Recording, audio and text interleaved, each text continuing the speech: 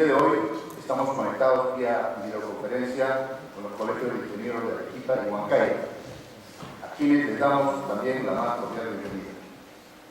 Antes de iniciar, presentamos el video de protocolo de seguridad. Por favor, recordamos bajar el volumen o apagar sus celulares para no interrumpir la conferencia.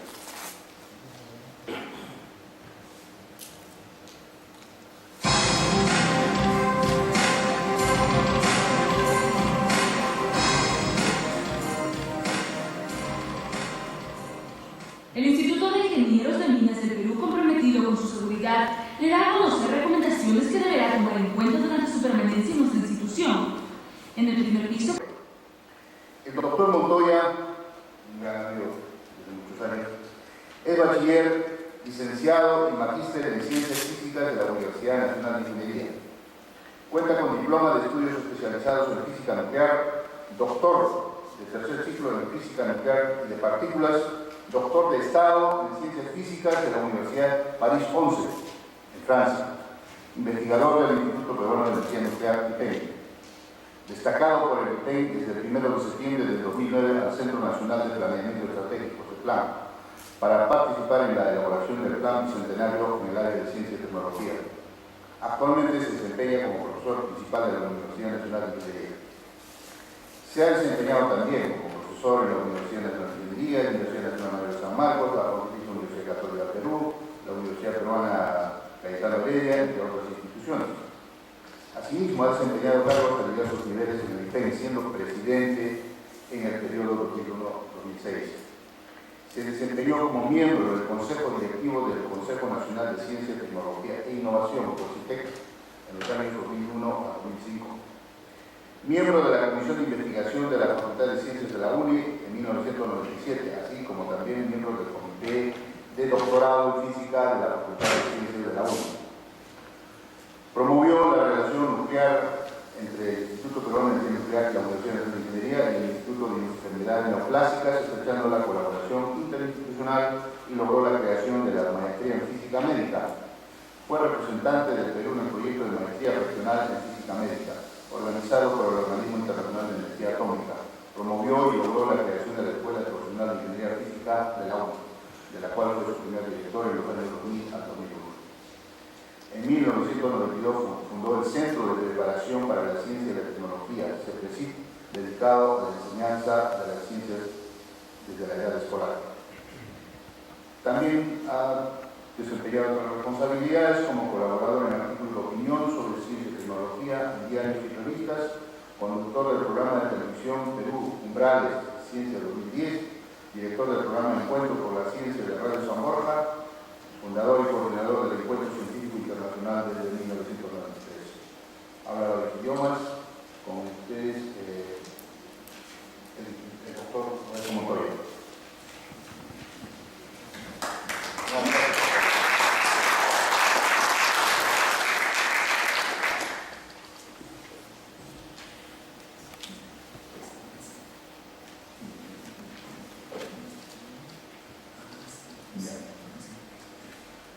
Muchas gracias, amigo Rómulo Mucho, por esa presentación generosa, como un amigo, siempre generoso.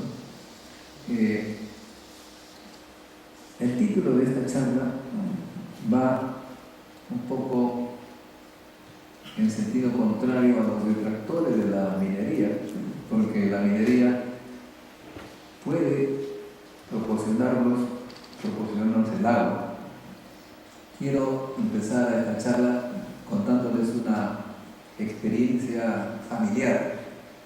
A los 8 años regresé a mi pueblo de nacimiento, Salpo, que es un pueblo minero, y me encontré con un primo mío, David Montoya, que terminaba la primaria y como no había otro trabajo que no sea la minería, se enganchó en la minería de Salpo. A los, qué sé yo, 13, 14 años tal vez, se convirtió en químico de la minera. Interesante porque veía cómo los socavones, la gente trabajaba rudamente, a veces corriendo riesgos mortales, y él en su laboratorio algo artesanal se dedicaba a hacer los análisis. Ustedes conocen mejor que yo. un buen día escuchó unas explosiones cerca de su casa, que queda en la parte superior del pueblo, a pie del Cerro Garage, y vio también cómo el pequeño manantial o puquio que tenía al lado de su casa desaparecía. Claro, él relacionó la desaparición del agua de su casa, el puquio, con las explosiones y sospechó que se debía precisamente a que algo había cambiado en el subsuelo, por lo que perdió su fuente de agua. Él reclamó a la minera que le empleaba por ese hecho tan lamentable y fatal para su vida acuífera, y en respuesta lo expulsaron del trabajo y se quedó de esa manera sin agua y sin trabajo. Vino acá a Lima y ahora es un gran comercializador y transformador de cosas, y siempre se acuerda de esas anécdotas y otras más que tienen que ver mucho con la minería. Sin embargo, me di cuenta allí que el agua y la minería están muy relacionados. Y como científico, mi curiosidad obviamente me llevó a tratar de comprender por qué. He preguntado a los geólogos, a los mineros, y me he enterado pues que efectivamente las minas, los minerales, las vetas y todo lo que uno tiene de riqueza mineral en el Perú se debe precisamente al agua.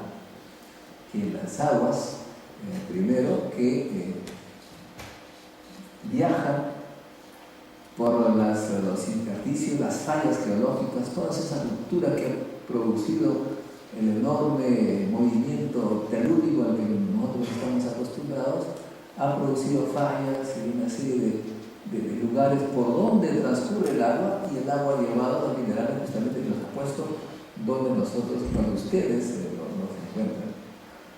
En otras palabras, donde hay minerales, habrá agua o en todos los casos hubo agua que nos llevó allí.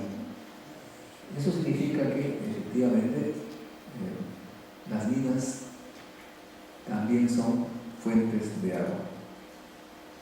Y como pertenezco a un pueblo minero, entonces ustedes podrán comprender pues que mi análisis tiene mucho que ver con ese pueblo. Este es el contenido de la charla. Hay una gran controversia que se ha instalado en el mundo debido al cambio climático, ¿no? El cambio climático está generando una serie de diluvios por un lado, sequías por otro, y en nuestro país dicen que es el tercero más afectado del mundo. Estamos perdiendo ya la tercera parte de los glaciares que nos brindaban el agua en tiempo de estiaje. Y obviamente en los meses de octubre, noviembre, ya no vamos a tener agua de los glaciares llanos. Eso es lo que dice la teoría. Lo que no va a disminuir aparentemente son las lluvias. Habrán lluvias, pero estas no se congelarán en los glaciares. Esto nos debe llenar de esperanzas, porque las lluvias van a penetrar en los acuíferos, en esas fallas de las que estamos hablando, y van a llenar la cordillera de agua, porque dadas las condiciones, las características geológicas, la cordillera es una esponja que se llena con el agua de lluvia. De modo que eso nos debe tranquilizar. No vamos a sufrir pérdida de agua, vamos a tener menos glaciares, pero el agua está allí, solamente hay que aprovecharla.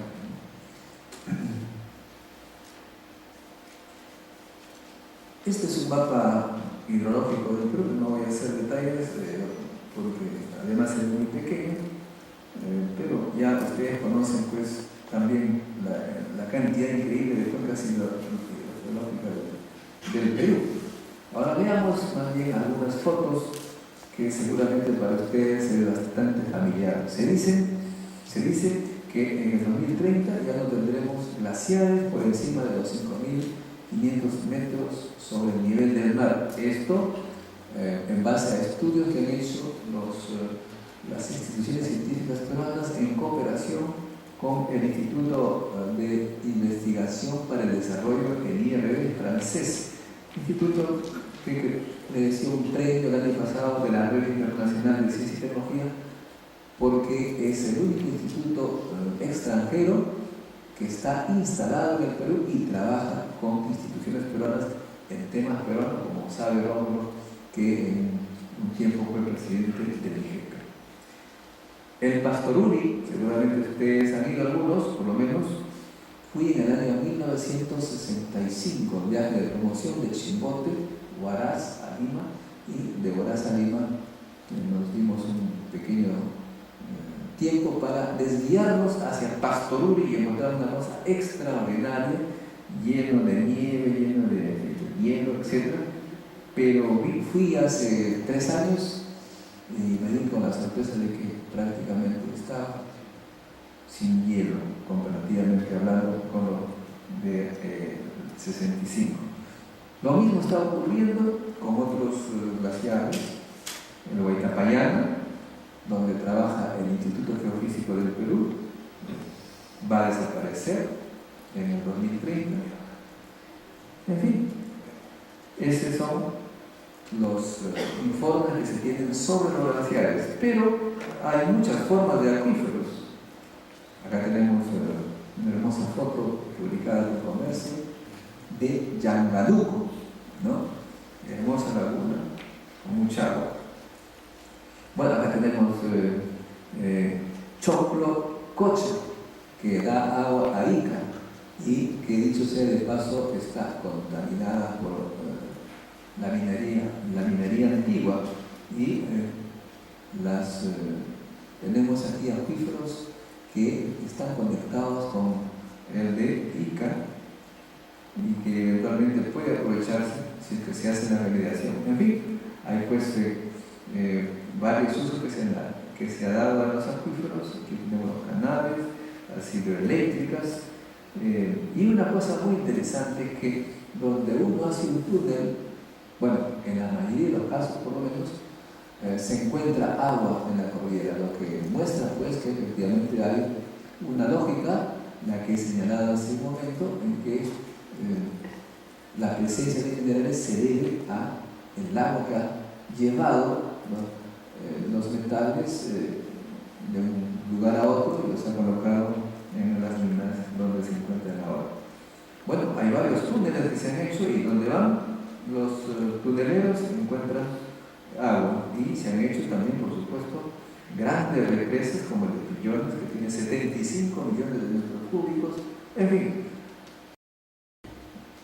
hay muchos ejemplos de diversas maneras de cómo el agua se está almacenando en el Perú. Muy bien. Quisiera, sin embargo, hablarles un poquito con más detalle sobre el túnel Grato. Me gustaría que levantara la mano a cada persona que conoce el túnel Grato.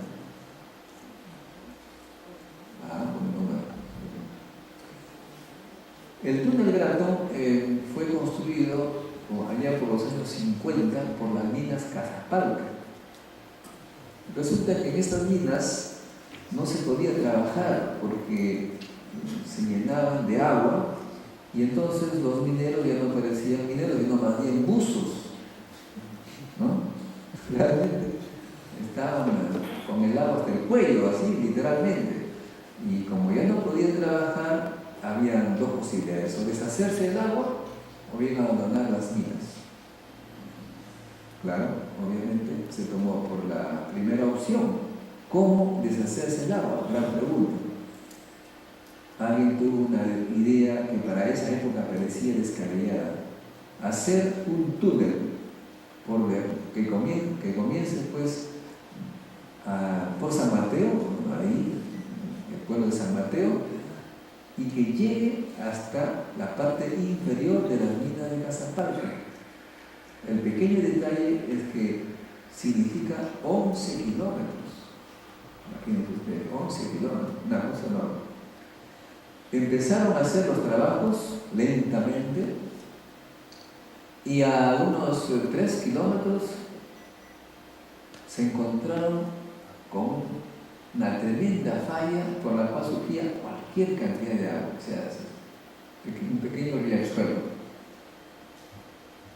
Casi desisten en su trabajo, pero como el mineral, el metal es mucho más atractivo que los problemas, pues siguieron y a los 8 kilómetros o 7 encontraron otra fuente de agua más a temperatura diferente. Todavía no llegaban a las minas, tuvieron que avanzar y finalmente encontraron una tercera falla con gran cantidad de agua y luego terminaron llegando pues, a la parte inferior de las minas. Todo hace 11 a 12 kilómetros de distancia y como consecuencia de ello, a la salida del túnel se obtuvo 5 metros cúbicos por segundo de agua. Hasta ahora se tiene esa cantidad de agua. ¿Qué significa ello? Se tiene un río que sale de la cordillera. No solamente eso, sino que no depende, o depende muy poco del tiempo en el año. Hay lluvias o no, siempre se tiene 5 metros cúbicos de agua. Dicho sea de paso, esa agua salvó a Lima el año que no llovió, que ¿se acuerdan ustedes? Un año hace ya buen tiempo. Aquí se tenía grupos electrónicos, porque no había tampoco corriente eléctrica.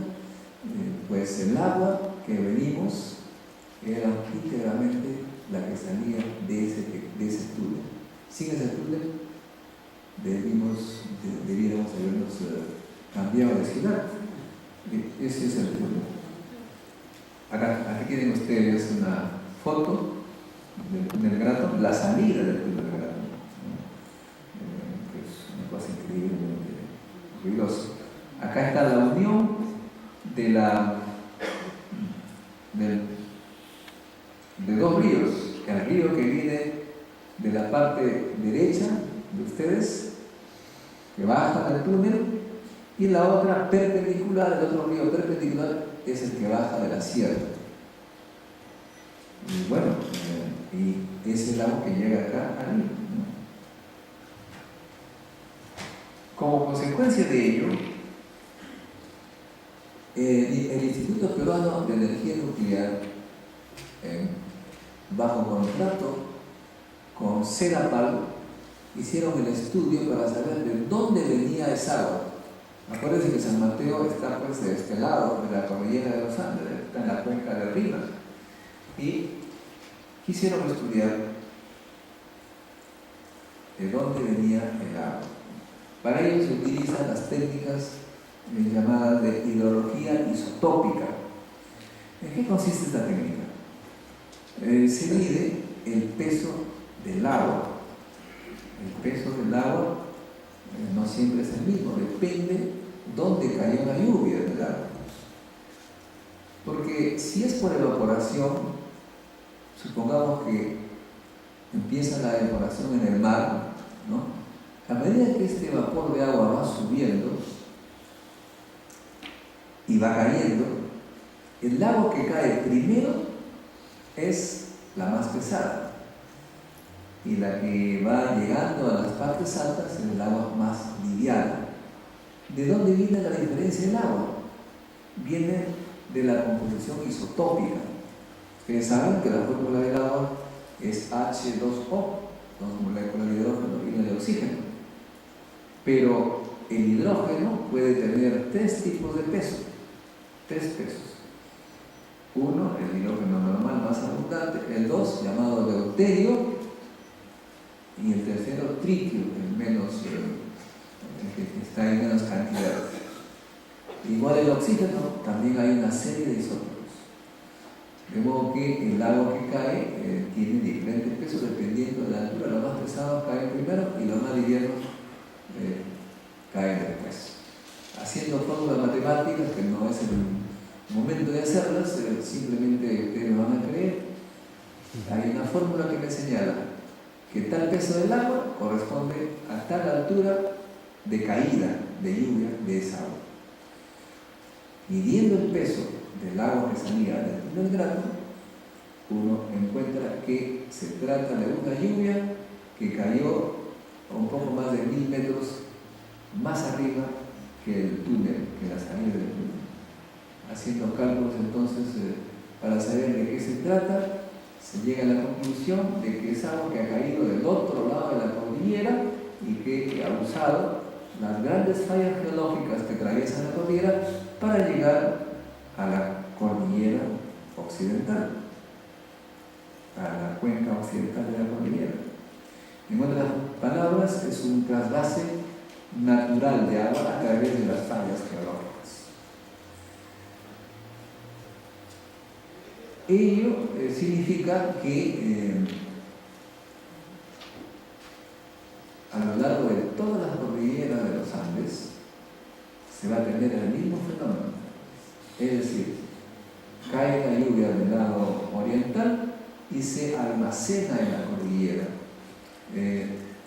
Pero se almacena en una forma definitiva porque hay tremendas columnas de roca volcánica, magmática, que impide que salga esta agua, se queda allí por mucho tiempo.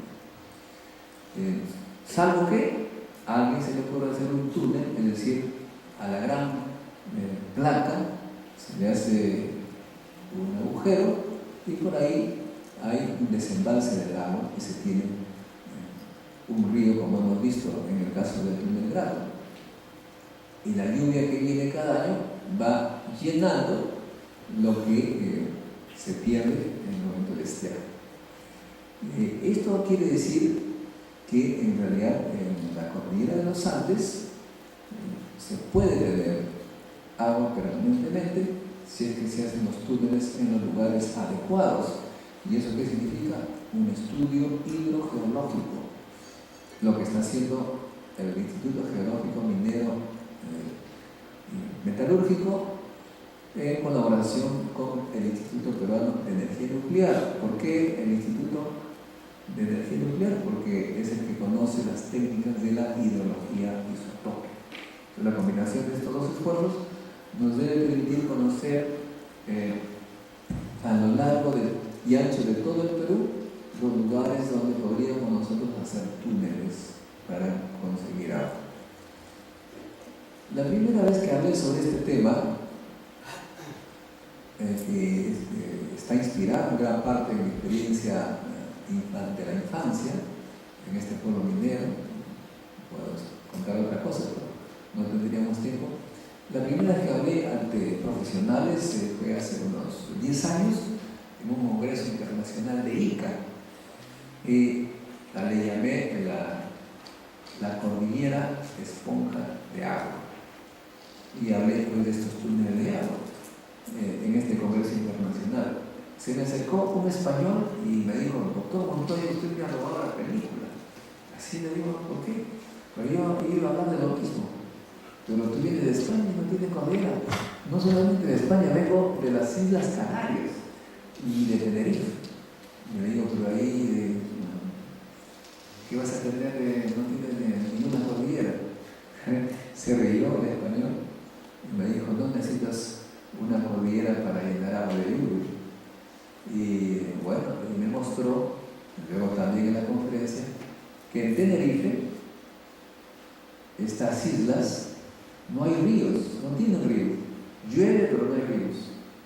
Cosa curiosa. Para tener agua han hecho túneles como el que tenemos en el Grado. Y no solamente uno, tienen 1000 túneles.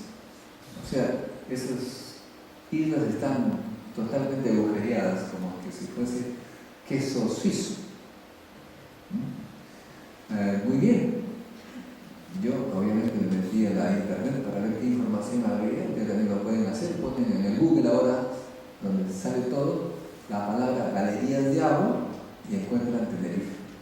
Pero por supuesto, no encuentran Tenerife por la parte científica, tecnológica que significan los túneles, sino porque unos 20 turistas perdieron la vida en uno de estos túneles. Se introdujeron demasiado y pues, obviamente les faltó el oxígeno que corresponde y murieron allí asfixiados. Por esa razón se hizo famoso, no por la parte científica. Ese es uno de los problemas que nosotros tenemos en América Latina también. Los periodistas hacen la agenda, y hacen la agenda no en función de lo importante, sino de lo que llama la atención amarillentamente, como diríamos, ¿no? Todo lo que causa escándalo, o terror, o miedo, o hay muertes, o corre sangre. De modo que en este caso se hizo famoso los túneles de Tenerife por lo que hubo. Y entonces este tema de las galerías no es un tema de solamente el Grato, sino en el mundo entero se está usando estas posibilidades. Yo he expuesto en varias oportunidades esta posibilidad y cuando le preguntaron al presidente Alan García sobre el tema, dijo: nosotros no podemos vivir con tecnologías antiguas, ¿no?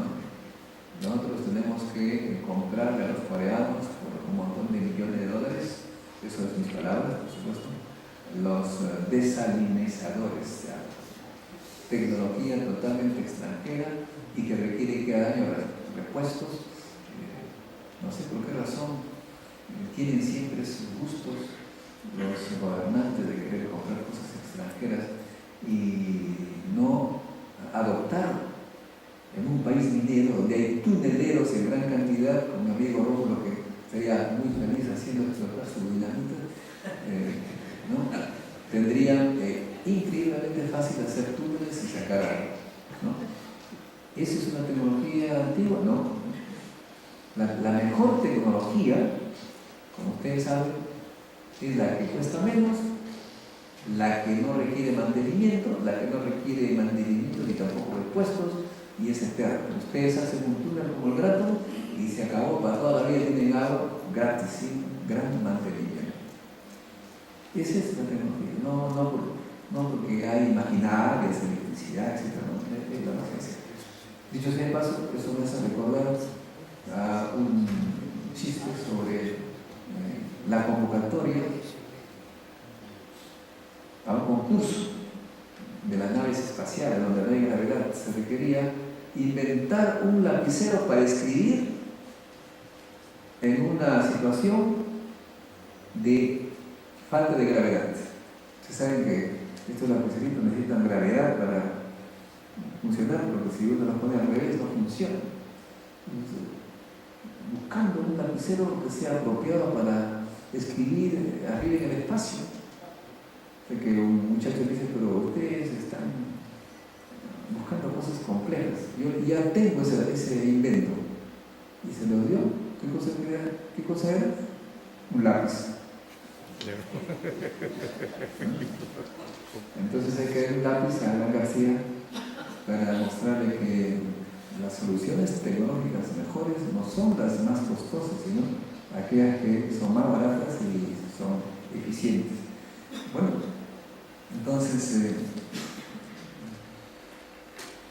así es como nace una idea, hace ya unos 20 años, la idea de utilizar la cordillera La Viuda, cordillera occidental La Viuda, acá más arriba de Canta, ¿no?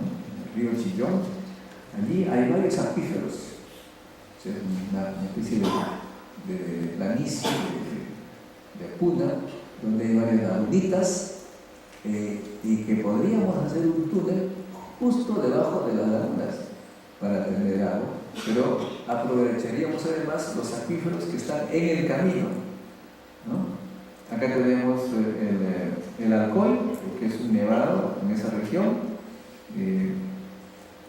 Se han hecho cálculos, si hacemos un túnel de 6,5 kilómetros se captan aguas subterráneas de la propia cordillera, y si hace 5 o 6 y medio más ya se llega debajo de las lagunas.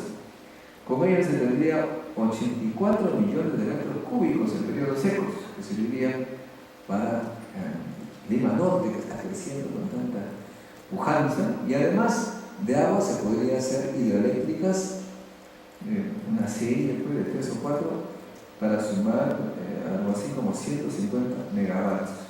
Y este proyecto le llamamos el proyecto Chillón, que es pues un sueño que tiene el IP, el ingeniero.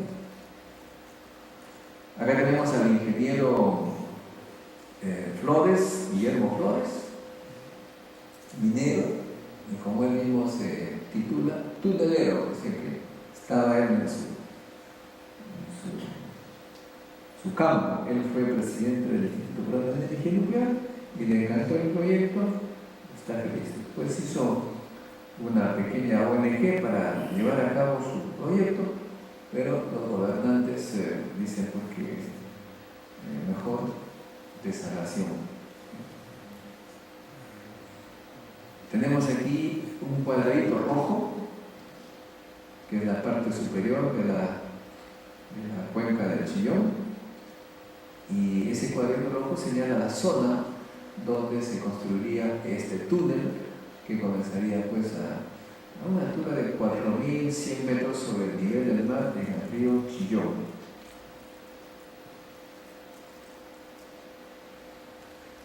Tenemos acá el diseño, se ve el cuadrado y el túnel que está en rojo, ¿no?, que atraviesa la cordillera de la Viuda y llega a las lagunas. Ustedes ahí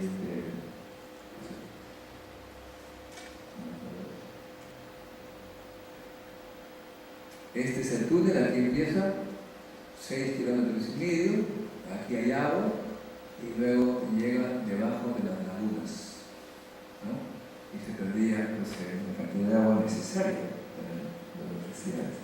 Acá hay un corte de la cordillera, ¿no?, igual. Acá se tiene 6,5 kilómetros y luego debajo de la laguna se podría hacer que prácticamente una tubería, un túnel especial, ¿no? Bueno, aquí tenemos también en colores. Tenemos la primera parte, son rocas volcánicas, impermeables totalmente, y luego tenemos calizas Humasha, que son permeables, la verde, y luego tenemos otras calizas igualmente permeables, de Chulek, y finalmente tenemos una serie volcánica debajo de las lagunas. Nosotros podemos hacer este túnel y tener agua, hacer pues una tubería, un túnel vertical y tener agua de la laguna, y al mismo tiempo de lo que se observe en esta región donde haya bastantes fallas. Esa es la idea que se tiene, ¿no? Se han hecho ya varios estudios, el INGEMET sigue trabajando allí, hay la laguna Paches y la laguna Chacrán. Bueno, en fin, se tiene todo un estudio suficiente como para empezar a hacer los trabajos, aunque evidentemente se requiere un estudio adicional para calcular exactamente cuál sería la posición exacta del túnel, ¿no? Y acá se tiene una idea, ¿no?, de la caída hasta llegar arriba de 3 hidroeléctricas o 4 hidroeléctricas, lo que se requiera, para además tener contar con electricidad, agua y electricidad. Muy bien.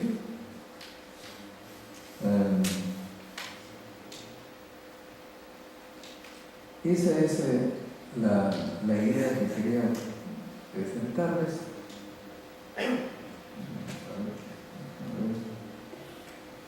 Tenemos acá, entonces, en conclusión, unos 11 kilómetros con 5 metros cúbicos por segundo que puede obtenerse de la laguna de la Viuda, y además se puede tener 150 megavatios de potencia eléctrica. En fin, hay varios otros estudios que nos señalan que no solamente se puede hacer acá en el Chillón, también hay en Ica, en Tacna, y los estudios del INGEMET han llegado a Lambayeque. Poco a poco se está realizando los estudios para plantear la construcción de estos túneles, de estas galerías de agua. Y en la práctica, si bien es cierto, Casapalca ha hecho un tremendo túnel que hemos señalado, también hay que saber que los cusqueños, a lo largo del Valle del Cusco, han construido ya pequeños túneles de agua, pequeñas galerías de agua. No, por supuesto, de 12 kilómetros, sino algunos de 300, de 200. Han hecho túneles de dimensiones que están de acuerdo a sus necesidades, porque si avanzan 200 kilómetros se tiene una determinada cantidad de metros por segundo. Si avanzan más, aumenta esa cantidad. Y ellos hacen túneles a la medida. Tienen ya varios túneles, pero también hay una serie de diseños para futuros túneles de agua, futuras galerías de agua, y que van a permitir al Valle del Cusco tener agua incluso en periodos en que no haya lluvia. Puede uno tener 1 año o 2 años sin lluvia y seguir con estas posibilidades hidrológicas, digamos. Finalmente, lo que quería señalarles es que el estudio que está haciendo INGEMET e IPEN requiere de todas maneras de recursos económicos para completarlos, y eso es lo que no se logra hasta ahora. Hemos tratado de convencer al gobierno. Bueno, ya sabemos por qué no nos da el dinero que comprar por varios millones de desaladores coreanos, pero esperemos pues que con el nuevo gobierno que se anuncia menos dependiente del exterior, podamos tener lo necesario para el estudio. Para terminar, quiero mostrar mi gratitud por el actual gobierno al haber aceptado y propuesto también muchas ideas que tienen los científicos. Los científicos, cada vez que tienen un problema, no saben a quién recurrir. No tenían, ni lo tienen todavía, a quién recurrir. Van al CONCITEC, pero al CONCITEC nadie lo escucha, es un pequeño departamentito de educación. Van a economía, nos mandan a rodar, ¿no? Van a educación, nos dicen que la prioridad es la educación inicial. Y bueno, la idea que ha surgido de los encuentros científicos internacionales que se hacen 2 veces al año es que tengamos un ministerio de ciencia y tecnología. Claro, cuando uno dice ministerio ya inmediatamente piensa en burocracia. No.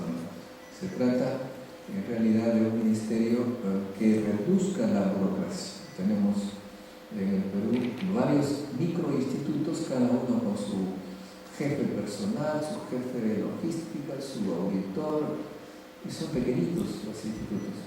Deberíamos tener un ministerio que tenga un solo elemento burocrático para cada una de estas actividades administrativas, y además articular el trabajo de los institutos que están totalmente dispersos y que duplican esfuerzos, como el que les he señalado, de que investigadores del IPEN y el INGEMET se encontraron en Huancavelica, llegaron los dos en forma independiente, se encontraron allá y se preguntaron: ¿qué hacen ustedes acá? Vamos a estudiar la geotermia. Pero nosotros también, ¿por qué no conversamos antes de partir para hacer una expedición conjunta? Es que no sabíamos, no estábamos comunicados. Y el IPEC y el INGEMET están en la misma manzana, en el Ministerio Consejero. No conversan porque no hay justamente esa dirección única, ese norte que nos pueda señalar un ministerio. Un ministerio además sirve para obtener los recursos económicos. Todos los recursos, los presupuestos, como saben ustedes muy bien, las políticas se deciden en el Consejo de Ministros, no es en otro sitio. Hemos preguntado a los ministros que hemos conocido que durante toda la historia, por lo menos de este siglo XX y del XXI, no se ha pronunciado una sola vez la palabra ciencia. ¿Y por qué no se ha pronunciado? Porque no hay un ministro de ciencia y tecnología. Se habla de cualquier cosa menos de ciencia y tecnología. El presidente Alan García, en sus discursos del 28 de julio, no ha pronunciado la palabra ciencia. Entonces, como tenía acceso al comercio, escribía mis articulitos. Una semana después del discurso de Alan García salía un discurso sin ciencia. Parece que un asesor le dijo que en realidad ese malcriado de Modesto para diciendo que no habla de ciencia. Tienes que decir algo. Como eres muy vivo, muy inteligente, en la última vez que habló dijo: voy a hablar de los ministerios que me asigna la ley. Y como no había ministerio de ciencia y tecnología, no hablamos sobre el tema. En el siglo XXI, país que no haga ciencia y tecnología simplemente seguirá pobre. Estamos en un país minero, ¿cierto? Tenemos que utilizar los recursos que nos da la minería para también hacer ciencia. Tenemos un campo minero, hay 1.000 millones de soles que no es utilizado por las universidades. ¿Por qué no es utilizado esta cantidad increíble de dinero?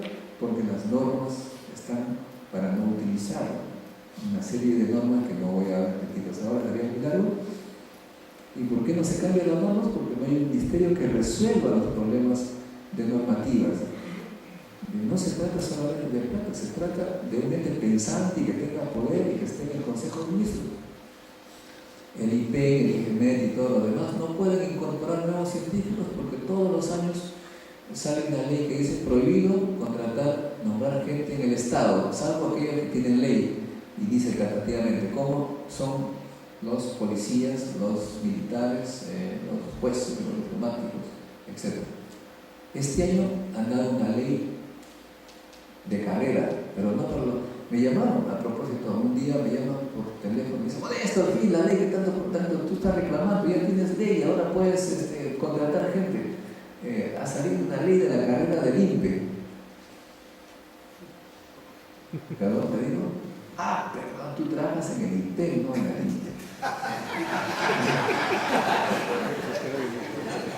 Y efectivamente acaba de salir una ley aprobada por el Congreso de la carrera del penitenciario, lo que permite integrar a 500 profesionales carceleros al Perú nombrados. Da la impresión que tuviéramos necesidad de carceleros y no de científicos. Por eso requerimos una ley de científicos para que haya también esta posibilidad. Y dicho sea de paso, si pusieran a científicos en las cárceles, no habría esta fuga de información a la cual ellos nos tienen acostumbrados. Aplicarían la tecnología moderna para evitar esas fugas. En fin, todo eso, disculpen que me haya salido del tema, pero tiene que ver con un tema de ciencia y tecnología, y en el caso de la minería, que tanto ha avanzado y tanto se investiga. Creo que vamos en ese mismo camino. A la salida, ojalá que haya llegado a la organización que nos está apoyando en este gran movimiento que es el Centro de Preparación de Ciencia y Tecnología, quiere venderles un librito, dice que los mineros tienen mucha plata. Pues ha venido con los libros que sirve para